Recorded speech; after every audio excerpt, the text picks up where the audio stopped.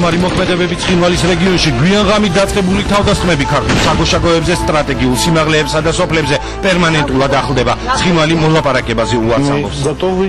Практически вычистить всю нашу территорию от тех бандформирований, которые практически уже надоели.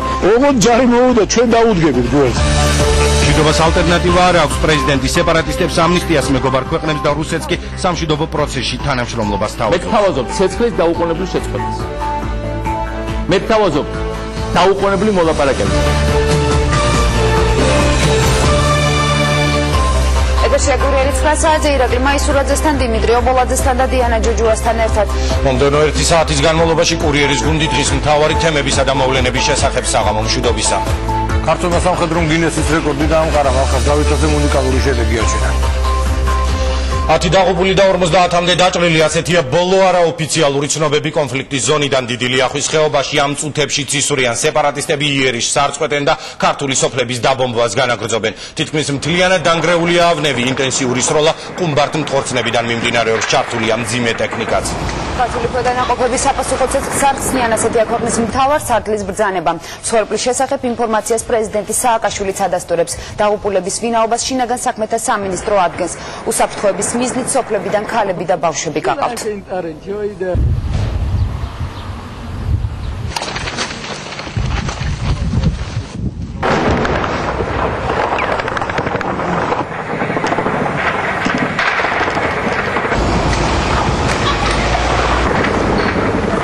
და ბოლო ინფორმაციით მეუღლესიდან პირდაპირ ეთერში დავით კაკულია საუბრობს და თუ რა ვითარება ამ დროისთვის.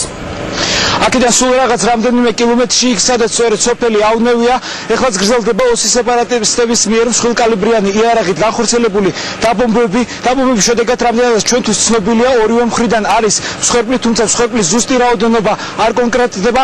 ქართული სამშვიდობოები არიან სრულ საბრძოლო მზადყოფნაში, თუმცა ისინი ემორჩილებიან უმაღლესი მთავარსარდლის ბრძანებას და არ პასუხობენ ოსის სეპარატისტების მიერ წამოწყებულ პროვოკაციას. ამ დროისთვის ქართულ სოფლებში რჩება მოსახლეობა, მათ მხოლოდ დღის განმავლობაში გაიყვანეს ბავშვები და ქალები, გაარიდეს ძლიერ სროლებს და შეგახსენებთ, რომ სწორედ სოფელი ავნევი გახდა ოსის სეპარატისტების თავდასხმის მთავარი ობიექტი. რაც შეეხება დაჭრილებს, ეს ყველაზე სამწუხაროა. სოფელ ავნევში ოსის სეპარატისტების მიერ განხორციელებული დაბომბვების შედეგად არის დაშავებული 2 ბავშვი, თუმცა ამ დროისთვის ჩვენს ხელთ არსებული ინფორმაციით მათი მდგომარეობა არ არის საგანგაშო, ანუ არ არის კრიტიკული. ჩვენ მთელი დღის განმავლობაში ველოდით ცხინვალში, რომ გამოჩენილი იყო რუსეთის საგანგებო დავალებათა ელჩი ოლეგ პოპოვი, თუმცა ის ამ დრომდე კონფლიქტის ზონაში არ გამოჩენილა. რაც შეეხება იმ ადგილს, სადაც ახლა მე ვიყოფები, ეს არის სოფელი მეღრეკისი. ამ დროისთვის აქ არის მშვიდი სიტუაცია, თუმცა ჩვენ როგორც გატყობინებთ, ჩვენ ყოველწუთს ველოდებით სიტუაციის უკიდურესად დაძაბვას ოსის სეპარატისტების მხრიდან. ხოლო ინფორმაციით მეღრეკისიდან დავით კაკულია საუბრობდა, მადლობა დათო. ვითარება კონფლიქტის ზონაში, ღამი დაიძაბა, დაჭრილები დილიდანვე გადაიყვანეს გორის სამხედრო ჰოსპიტალში, სადაც ქართული სამშვიდობოები პრეზიდენტმა მოინახულა. სროლა მთელი დღის განმავლობაში თითქმის არ შეწყვეტილა, სამიზნე ქართული სოფლები და საგუშაგოები იყო. ადგილობრივი მოსახლეობა რეგიონში ჯარის შეყვანას და სეპარატისტების შეჩერებას ითხოვს. აი ეს ტყვია იყო აქ. ეს ტყვია ვიპოვე აქ, სახში შემოვიდა. ხო და ეს ორი კიდევ, აი ეს ორი მას მოხვდა. აი ამ ბოძს მოხვდა თუ რომელ ბოძსა? აი ეგ ეკარა. ეს ორი ტყვია. ეხლაც ისვრია. არ ეხლაც 1 წუთის წინ კიდე გაისროლეს 1-2 და რა ვიცი. წუხელი რომ დაიწყეს დილის 9:30-მდე სულ ისროლე. მსგავსი სურათია რამდენიმე ქართულ სოფელში. შეტევა სეპარატისტებმა ღამით დაიწყეს. იერიში ფრისზე, ეროძზე, ნულსა და ავნებზე განხორციელდა. ქართველი ძალოვანები იძულებულები გახდნენ საპასუხო ცეცხლი გაეხსნათ. ინტენსიური თავდასხმების მიუხედავად ადგილობრივები სახლების დატოვებას არ აპირებენ და რეგიონში შეიარაღებული ძალების შეყვანას ითხოვენ. ჟარი მოვიდეს და ჩვენ გორჩი ამოვუდგებით ჩვენ ჯას. მაროდენდინა ვიყოთ ესეთ უბედურობაში. მაგას უნდა რომ ომი უნდა, ასე თუ ისია რა. და აწყვეტინებს ქართველსაცა და ოსაც. და ოსი კიდე ვერ ახვდება. ამ ამბავსა, რო თვითონაც გაწყდება. გაწყდება 100% გაწყდება. რუს არ აინტერესებს ოსი მოკვდება თუ ქართველი მოკვდება.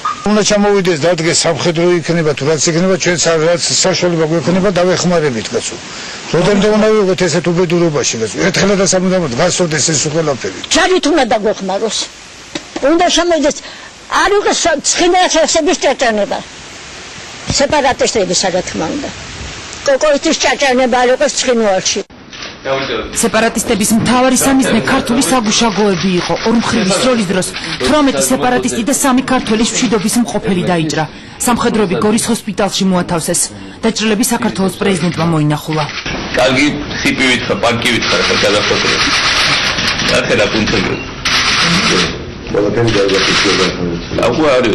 მე თვითონ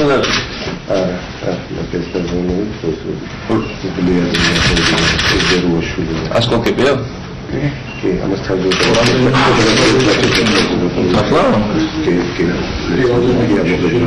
ჰოსპიტალშივე გააკეთა მიხეილ სააკაშვილმა დაძაბული ღამის შემდეგ პირველი განცხადება. ცხინვალს და მოსკოვს საქართველოს პირველმა პირმა მოლაპარაკებებისკენ მოუწოდა. პასუხისგებლობა ამაზე ეკისრება იმ ხალხს, ვინც მთელი ეს წლები ამას აღღვევს. ამავე დროს ჩვენ არ გვაქვს არანაირი ინტერესი და მე იმედი მაქვს და დარწმუნებულია, რომ არც რუსეთს არ აქვს ინტერესი კონფრონტაციის გაგრძელების და პრობლემების გამრავლების. პრეზიდენტის მოწოდება სეპარატისტებმა ქართული სოფლების მიმართულებით მასირებული შეტევით უპასუხეს. 3 საათისთვის მათ ცეცხლი ისევ გახსნეს. შეტევა კვლავ ქართულ საგუშაგოებზე დაიწყო. სოფლავანებში ქართული სამშვიდობო ძალების კუთვნილი ბრონირებული ავტომანქანაც ააფეთქეს. ცხინვალიდან ნაღმტოცნებითა და ქვეითის საბრძოლო მანქანებიდან ისროდნენ. დაჭრილი სეპარატისტების კადრებს რუსული ტელეარხები ავრცელებენ. მათი ინფორმაციით ცხინვალიდან მოსახლეობის ევაკუაციაც განახლდა. კოკოიტის ხელისუფლებამ დახმარებისთვის უკვე მიმართა ჩრდილოეთ კავკასიის ხალხებს. ოსური სააგენტოების ცნობით ქართულმა ძალოვანებმა ჩრდილოეთ კავკასიიდან ჩასული ერთ-ერთი სნაიპერის გვარად კალოევის ლიკვიდაციაც შეძლეს. სეპარატისტებმა ცეცხლი დღეს ჟურნალისტებსაც გაუხსნეს, მათ შორის უცხოური ტელეკომპანიის რამდენიმე გადამღებ ჯგუფსაც. მედიის წარმომადგენლებს სეპარატისტების სნაიპერებმა ერევნის გასასრულთან ესროლეს. ცეცხლი რამდენიმე წუთი გაგრძელდა, მედიის წარმომადგენლები იძულებული გახდნენ მანქანებიდან გადმოსულიყვნენ, რადგანაც არსებობდა საშიშროება, რომ ავტომობილები უკვე მსხვილკალიბრიანი ცეცხლსასროლი იარაღისა და ბომბარდირების სამიზნე გამხდარიყო. მანქანა გამოდიოდა ერგნეთის საგუშაგოდან და ჩდებოდა გზაზე, ზუსტად მაგ დროს ისმოდა სროლა სეპარატისტების პოზიციებიდან. მე როგორც ვარაუდობ, ეს იყო სნაიპერის მიერ ნასროლი ტყვეები, ანუ შეიძლება ითქვას, რომ უკვე მიზანმიმართულად ისვრიან ტელევიზიებს და მშვიდობიანი მოსახლეობის მანქანების მიმართ. როგორც კი ჩვენ მოუმატეთ სიჩქარის, ჩვენ წამოვიწეთ ადამიანს, რომელიც გარბოდა, როგორც ჩანს, როგორც გითხრა, ჩვენ ავიყვანეთ მანქანას ჩავისვით. მან აღნიშნა, რომ მასაც ესროდნენ, როგორც ჩანს, სნაიპერი ესროდა მას.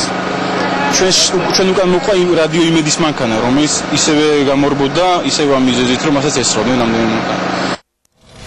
მშვიდობას ალტერნატივა არ აქვს. ქვეყნის პირველი პირი სეპარატისტებს ცეცხლის შეწყვეტას თხოვს და სრულ ამნისტიას თავაზობს. ქვეყნის მთავარსარდალმა აღიარა, რომ ქართული შენაერთების მხრიდან საფასუხო ცეცხლის შეწყვეტა მისი ბრძანება იყო. არ აღიარებულებს პრეზიდენტი კიდევ ერთხელ თავაზობს ფართო ავტონომიის სტატუსს და გარანტიად საერთაშორისო საზოგადოებას ასახელებს. მიხეილ სააკაშვილი უცხოელ მეგობრებს და პირველ რიგში რუსეთის ფედერაციას სამშვიდობო პროცესში ჩართვისაკენ მოუწოდებს და მოლაპარაკების ყველანაირ ფორმატს თანხმდება. საგანგებო მიმართვა მიხეილ სააკაშვილმა 2 საათის წინ გააკეთა.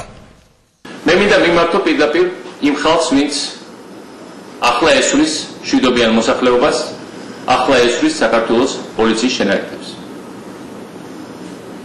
თქვენ ისვრით მრავალი რამდენიმე დღეა და განსაკუთრებით ბოლო რამდენიმე საათი. მე მინდა სრული პასუხისგებლობით თქვა და ვაღიარო, რომ რამდენიმე საათის წინ გავეცი ბრძანება, ძალიან მტკივნეული გაბრძანება, როგორც უმაღლესმა თავარსარდალმა, რომ არც ერთმა ქართულმა შენაერთმა, არც ერთმა ჩვენი კონტროლის ქვეშ ყოფმა პოლიციურმა და სხვა შენაერთმა არ გახსნა საფასუხო ცეცხლი ძალიან ინტენსიური დაბომბვის შესაჩერებლად. მე ეს გავაკეთე სრულიად შეგრებულად, თუმცა მინდა თქვა, რომ სწორედ ამ საათებში, როცა არ გახსნა საფასუხო ცეცხლი, ჩვენ გვაქვს დაღუპულები, ჩვენ გვაქვს ხერხი და მრავალი ადამიანია დაჭრილი, მრავალი მშვიდობიანი ადამიანის სახლია დაზიანებული ან დანგრეული. მაგრამ მე გავაკეთე შეგრებულად. იმიტომ რომ ქონოდა შესაძლებლობა გამოსულიყავი და მეთქვა თქვენთვის. მე გთავაზობთ ცეცხლის დაუყოვნებლივ შეწყვეტას. მე გთავაზობთ დაუყოვნებლივ მოლაპარაკებას. მე ვადასტურებ მრავალი წლის, უკვე 2-3 წლის წინ ჩემი ერთ წამოყენებულ, უბრალოდ 3 წლის წინ ჩემი ერთ წამოყენებულ და წლების განმავლობაში გავცნობილ გეგმას პრაქტიკულად შეუზღუდავი ავტონომიის და თვითმმართველობის სამხრეთ ოსეთისთვის ყველა ეთნიკური ოსის უფლებების განსაკუთრებულ დაცვას, საერთაშორისო გარანტიების ქვეშ ყოფ ავტონომიას, ევროკავშირის სტანდარტების შექმნილ ავტონომიურ ერთეულს და მე ასევე თავაზობდი და ვთავაზობ რუსეთის ფედერაციას იყოს სამხრეთოსური ავტონომიის გარანტი საქართველოს ტერიტორიაზე. მე ამას ვაკეთებ შეგნებულად იმისათვის, რომ რუსეთსაც, საქართველოსაც და ევროპის ქვეყნებსაც ჰქონდათ განცდა, რომ ისინი მონაწილეობენ სამშვიდობო პროცესში და ადგილობრივ მაცხოვრებლებს ჰქონდათ განცდა, რომ ისინი არიან დაცული მთელი საერთაშორისო თანამეგობრობის მიერ, იმ ხალხის მიერ, ვინც იმსახურებს მათ დობას. მე ასევე მინდა ვთქვა, მიუხედავად იმისა, რომ მრავალი ადამიანი დაღუპულია, მოკლულია, გაძარცვულია, მათი ქონება განადგურებულია, მე ვთავაზობ სეპარატისტებს და იმელემ ხალხს, ვინც ჩართულია კრიმინალურ საქმიანობაში, სრულ სისხლის სამართლებრივ ამნისტიას თუ ისინი შეწყვეტენ დაუყოვნებლივ ცეცხლს. მე მზადავ მშვიდობისთვის წავიდე ამ ნაბიჯზეც და მე მზადავ რომ ყველა წარსული დანაშაული, რომელიც ჩადენილია ამ მრავალი წლის განმავლობაში, პატიებული იქნას ქართული სახელმწიფოს მიერ, რათა ჩვენ მოვიპოვოთ მშვიდობა და რათა წავიდეს სამშვიდობო პროცესთან მოლაპარაკებამდე. მე გთავაზობთ მეგობრობის და პარტნიორობის ხელს ყველას, მიუხედავად იმისა, რა გაქვთ გაკეთებული წარსულში ქართული სახელმწიფოს ან ადგილობრივი მაცხოვრებლების წინააღმდეგ. რა გაქვთ ჩადენილი, რაც ისჯება ქართული და საერთაშორისო კანონმდებლობის მიერ. მე ვფიქრობ, მშვიდობა არის უფრო მაღალი კატეგორია ვიდრე ყველაფერი სხვა. და მშვიდობის გულისთვის ჩვენ მზად ვართ წავიდეთ ნებისმიერ კომპრომისზე, ნებისმიერ შეთანხმებაზე. მაგრამ მე კიდევ ერთხელ მინდა მოგმართოთ. ჩემო ძვირფასებო, ჩემო თანამემამულე. მე ძალიან მიყვარს ოსი ხალხი. როგორც პრეზიდენტს და როგორც ერთ რიგით ადამიანს. მე ძალიან დიდი თაყვანისმცემელი და პატივისცემელი ვარ ოსური კულტურის, ოსური ისტორიის, ისინი თქვენ ყველა ეთნიკური ოსი საქართველოში არის საქართველოს ისტორიის განუყოფელი ნაწილი მრავალი საუკუნის განმავლობაში. ჩვენ ვამაყობთ თქვენით და ჩვენ ვამაყობთ ამ ჩვენი ერთობით. საქართველოს ძლიერია თავისი მრავალფეროვნებით. საქართველოს არ არის და არასდროს არ იქნება მონოეთნიკური ქვეყანა, ერთი ეთნოსის ქართველების ქვეყანა. საქართველოს გვეკუთვნის ყველა ჩვენ თანაბრად მიუხედავად ჩვენი წარმომავლობისა. და მოდით ერთად გავუფრთხილდეთ ჩვენ ქვეყანას. მოდით ერთად ავაცილოთ მას თავიდან ძალადობა. მოდით ერთად ვიმუშაოთ უკეთესი მომავლისკენ. მოდით გადავუსვათ ხაზი ყოველგვარ უარყოფით წარსულში და ვიფიქროთ ჩვენ საერთო მომავალზე. მე მინდა მიმართო საერთაშორისო თანამეგობრობას. ნურავი შეეცდება, რომ საქართველოს მთავრობა წარმოადგინოს როგორც რაიმე სახის ძალადობის მომხრე. ამდენი დღეა ჩვენ ყველა ჩვენ პარტნიორს მიმართავთ. დღეს მქონდა რამდენიმე მსოფლიო ლიდერთან საუბარი. დაგვეხმარეთ ძალადობის ესკალაციის შეჩერებაში, დაგვეხმარეთ პირდაპირ მოლაპარაკების წარმოებაში, დაგვეხმარეთ ავტონომიის გარანტიების მიცემაში, დაგვეხმარეთ პროცესის ინტერნაციონალიზაციაში, დაგვეხმარეთ მათ შორის ჩვენ ტრადიციულ პარტნიორებთან უფრო კარგი დიალოგის წარმოებაში. ჩვენ ყველაფერს ვაკეთებთ იმისათვის, რომ ძალადობა ავიცილოთ თავიდან. მე მინდა მიმართო რუსეთის ფედერაციას. საქართველო არის ბუნებრივი მოკავშირე რუსეთის. ნებისმიერი საქართველოს პრეზიდენტი და მე პირველ რიგში, იმიტომ რომ მე ძალიან ზუსტი განცდა მაქვს, რაც ნიშნავს რუსეთი საქართველოს. ყოველთვის მოწოდებული იქნება რუსეთთან გქონდეს კარგი ურთიერთობა. იმ პირობებში, როცა რუსეთი პატივისცემს საქართველოს ტერიტორიულ მთლიანობას, საქართველოს სუვერენიტეტს, საქართველოს საზღვრების უღრმავებას. ბოლო წლების განმავლობაში სამხრეთ ოსეთი პრაქტიკულად პირდაპირ ადმინისტრირდება რუსეთის ფედერაციის მხრიდან. ცხინვალში შედან ადამიანები, რომლებიც არიან ოფიციალური პირები რუსეთის მთავრობის, გამოგზავნილი მივლინები და ისინი თავის თავს უწოდებენ სამხრეთ ოსეთის მთავრობის მინისტრებს. მე დღეს ვითხოვე, რომ ეს მინისტრები, ეგრეთ წოდებული მინისტრები, გაწეული იყვნენ უკან. მათ არაფერი არ აკავშირებთ სამხრეთ ოსეთთან და ისინი არ უწყობენ ხელს ისტორიული ქართულ-რუსული მეგობრობის გამტკიცებას. ისინი პირიქით ხელს უშლიან ჩვენი ტრადიციული სამოკავშირე ურთიერთობების აღდგენას. ჩვენ გვინდა ნამდვილი შუამავლები და მე ვთავაზობ კიდევ ერთხელ მეორე რუსეთის ფედერაციის უმნიშვნელოვანეს როლს ამ კონფლიქტების გადაწყვეტაში და დარეგულირებაში. ჩვენ გვაქვს დიდი გეგმები, მაგრამ რომ დაუბრუნოთ დღევანდელ სიტუაციას. დაუყოვნებლივ შეწყვეტეთ ცეცხლი. გთხოვთ, ჩვენ არ გვაქვს სურვილი რომ გიპასუხოთ. ამდენი წელი ვიტფენდით და არ გიპასუხეთ, ხო? ამდენი წელი მაქსიმალურად თავშეკავებით პასუხობდით უამრავ პროვოკაციას, დანაშაულს და იმას, რასაც ძალიან ცოტა სხვა სახელმწიფო მოითმენდა. ძალიან გქონთ. ნუ ვცდით საქართველოს სახელმწიფოს მოთმინებას, იმიტომ რომ ეს მოთმინება თქვენს გეყოფით, ეს არის თქვენი სახელმწიფო და ის მოწოდებულია დაიცვას თითოეული თქვენგან. მოდით შევწყვიტოთ, შევაჩეროთ ძალადობის სპირალი. მოდით ყველას, ვისაც ეს ეხება ადგილზე, ყველაფერი გავაკეთოთ იმისათვის, რომ დღეს ხვალ-ზეგ შეწყდეს ეს ესკალაცია და დაუჯდეთ ისე მოლაპარაკების მაგიდას. ყველანაირი პირდაპირ მოლაპარაკების ფორმატი, მრავალმხრივი ფორმატი, ყველანაირი ფორმატით იმისათვის, რომ გადავლახოთ ეს სრულიად ჩიხური სიტუაცია. გამოვიდეთ ამ მიუღებელი ჩიხიდან, რომელიც ყველანი მოვიქცეთ. ჩემო ძვირფასეო, მე მაქვს იმედი თქვენი სიბრძნის, თქვენი დიდი ისტორიული გამოცდილების. გენეტიკურად ყველას გვაქვს ჩვენ ეს გამოცდილება. ეს არის კავკასია, სადაც ძალადობა ძალიან ცუდი შედეგის მომტანია ყოველთვის. მოდით ყველამ ერთად მივცეთ მშვიდობას და დიალოგს შანსი. პრეზიდენტის ადმინისტრაცია ავრცელებს ინფორმაციას, რომ მიხეილ სააკაშვილი ცოტა ხნის წინ ტელეფონით ესაუბრა რამდენიმე ლიდერს კონფლიქტის ზონაში შექმნილი ვითარება მან უკვე გააცნო ლიტვის პრეზიდენტს ვალდას ადამკუს და პოლონეთის პირველ პირს ლეხ კაჩინსკის საუბარი შედგა ასევე ევროკავშირის კომისართან ხავიერ სოლანასთან, შვედეთის საგარეო საქმეთა მინისტრთან კარლ ბილდთან და ნატოს გენერალურ მდივანთან იაბ დე ჰოფსხეფერთან. რამდენიმე წუთის წინ კი გავრცელდა სრულიად საქართველოს კათოლიკოს პატრიარქის მიმართაც ილია მეორედით შეშფოთებას და გულის ტკივილს გამოთქვამ სამაჩაბლოში ბოლო დღეებში შექმნილი მდგომარეობის გამო. დღეს გავრცელებულ განცხადებაში ნათქვამია, რომ სისხლი და მსხვერპლი ჩვენ შორის არსებულ სიტუაციას კიდევ უფრო გაამწვავებს და უსკულს გააღრმავებს. კათოლიკოს პატრიარქი მოუწოდებს როგორც საქართველოს ხელისუფლებას, ისე ოსურ მხარეს ყველაფერი გააკეთონ, რათა შეწყდეს საომარი დაპირისპირება და პრობლემები მშვიდობიანი გზით გადაწყდეს. ილია მეორეს განცხადებით ოსებს და ქართველებს საუკუნოვანი ნათესაობა, მეგობრობა და რაც მთავარია, ქრისტიანული რწმენა გვაერთიანებს და უნდა შევძლოთ მშვიდობიან თანაცხოვრებას სისხლის გარეშე მივაღწიოთ. სრულიად საქართველოს კათოლიკოს პატრიარქი მიმართავს საქართველოს ეკლესიის სასულიერო პირებს და მორწმუნეებს გააძლიერონ ლოცვა მშვიდობისთვის. პრეზიდენტის სამშვიდობო წინადადება ცეცხლის შეწყვეტის თაობაზე ცხინვალში დღეს პირადად თემური იაკობაშვილმა ჩაიტანა. სახელმწიფო მინისტრი იქ მხოლოდ რუსის სარდალი მარად კულახმეტოვი დახვდა. კოკოითმა მოლაპარაკებაზე უარი განაცხადა. სეპარატისტების ლიდერი არც რუსეთის საგანგებო შეხვედრია, რომელიც ცხინვალში გამგზავრებამდე ჯერ საქართველოში აკრედიტებულ რუს დიპლომატს, შემდეგ კი თემური იაკობაშვილს ესაუბრა. ნათია გოგსაძე საუბრობს პირდაპირ ეთერში. ნათია, ვრცელდებოდა ინფორმაცია, რომ იაკობაშვილი პოპოვი ცხინვალში ერთად უნდა ჩასულიყვნენ, რატომ შეიცვალა გეგმები.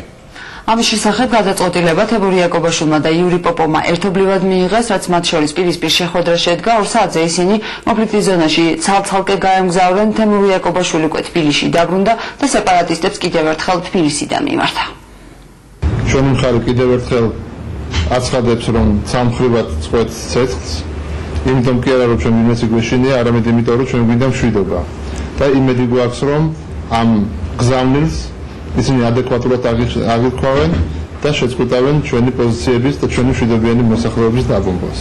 ცეცხლის შეწყვეტა და მოლაპარაკება სეპარატისტებს თემური იაკობაშვილმა კიდევ ერთხელ ცხინვალიდან დაბრუნების შემდეგ შესთავაზა. სახელმწიფო მინისტრი სეპარატისტებთან მოსალაპარაკებლად პრეზიდენტის დავალებით გაემგზავრა, თუმცა შეხვედრა მხოლოდ რუსის სამშვიდობოების სარდალ მარად კულახმეტოვთან მოახერხა. არც ედუარდ კოკოიტი და არც სეპარატისტების რომელიმე წარმომადგენელი ქართულ დიპლომატს ცხინვალში აღარ დახვედრია. სეპარატისტებმა უარი განაცხადა შეხვედრაზე მოსვლისათვის. ჩვენ არ ვიცით სად არიან ისინი, ჩოჩევი არ პასუხობს ტელეფონს, კოკოიტი საერთოდ არ არის ცხინვალში. თავად სეპარატისტების ლიდერი დღეს დილიდან იმუქრებოდა. ედუარდ კოკოიტმა განცხადება რუსული მედიით გააკეთა და დღის ბოლოს ცხინვალიდან ოჯახიც გახიზნა. Мы были вынуждены отвечать, потому что по информации нашей разведки грузинский спецназ попытался захватить Присскую высоту. Слово за Грузией. Мы готовы к переговорам, но в то же время мы готовы практически вычистить всю нашу территорию от тех бандформирований, которые практически уже надоели как гостинскому, так и грузинскому населению. ედუარდ კოკოიტი დღეს არა მხოლოდ თემური იაკობაშვილს საქართველოში საგანგებოდ ჩამოსულ იური პოპოვსაც არ შეხვდა. რუსი დიპლომატი ინფორმაციის მისაღებად პირველად ვიაჩესლავ კოვალენკოსთან მივიდა. მოგვიანებით კი სასტუმრო მარიოტში ქართველ მინისტრს შეხვდა. საათნახევრიანი მოლაპარაკების განმავლობაში იური პოპოვი უშედეგოდ ცდილობდა თემური იაკობაშვილის შერეული სამშვიდობო კომისიის გამართვაზე დაეთანხმებინა. დიპლომატები ცხინვალშიც ცალ-ცალკე გაემგზავრნენ. Господину Палашвили действует пока по своей программе, я действую по своей программе. А там дальше будет видно, сумеем ли мы объединить нашу программу. Сегодня вы встретитесь с сепаратистами? С кем? Сепаратистами. Сепаратисты это Режима какой? юго-осетинская сторона, вы имеете в виду? Нет, Вы встретитесь с Цанакоевым тоже? я еще не решился. იური პოპოვი ცხინვალში დამოუკიდებლად გაემგზავრა. მას არც ქართულ სოფლებში ჩასვლა და არც დიმიტრი სანაკოევთან შეხვედრა უფიქრია. იური პოპოვი ჯერჯერობით კონფლიქტის ზონიდან არ დაბრუნებულა, როგორც ჩანს მოლაპარაკებები ჩიხში შევიდა, თუმცა ამის მიუხედავად ოფიციალური თბილისი სეპარატისტებს კვლავ დიალოგისკენ მოუწოდებს. სწორედ სამშვიდობო მოლაპარაკებებზე საუბრობდნენ დღეს ექსპერტებიც, რომლებიც აღარც დაობენ თუ რატომ მოხდა კონფლიქტის ზონაში ვითარების ესკალირება. სახეზეა ლოკალური შეტაკებები, რომელსაც აქვს, ნამდვილად აქვს საფრთხე გადასვლისა ფართომასშტაბიან ოპერაციაში. ამ შემთხვევაში მხოლოდ შეიძლება ისურვ ადამიანმა, რომ საქართველოს ხელისუფლებას ეყოს მოთმინება, თუ კი საჭირო იქნება აუცილებელი ძალის გამოყენება, ის იყოს კონკრეტული მიზანმიმართული წერტილოვანი და დასრულდეს მალე. სექტემბერში ნატოს საკმაოდ დიდი დელეგაცია ჩამოდის, ხოლო დეკემბერში იხილება მაპის საკითხი, ამდენად რუსეთისთვის აუცილებელია, რომ საქართველოში იყოს დესტაბილიზაცია. ოსეთი არის სამისათვის ძალიან მშვენიერი ადგილი, ის გეოპოლიტიკურად, სტრატეგიულად მისთვის მნიშვნელოვანი არ არის, თუმცა ის ყოველთვის იყენებს ოსეთის კონფლიქტს როგორც აფხაზეთის სიტუაციის სასწრაფოდ დაბალანსირებელი და ჩვენი ძალების ორად გაყოფისათვის.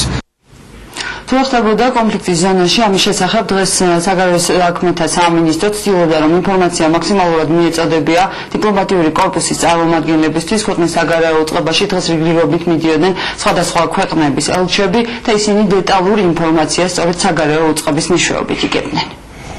ნათია გოგსაძე საუბრობდა სამშვიდობო მოლაპარაკების შეთავაზებასა და ცხინვალის უარზე. მადლობთ ნათია. კურიერი კი პირდაპირ ეთერში რეკლამის შემდეგ დაბრუნდება, დაგველოდეთ.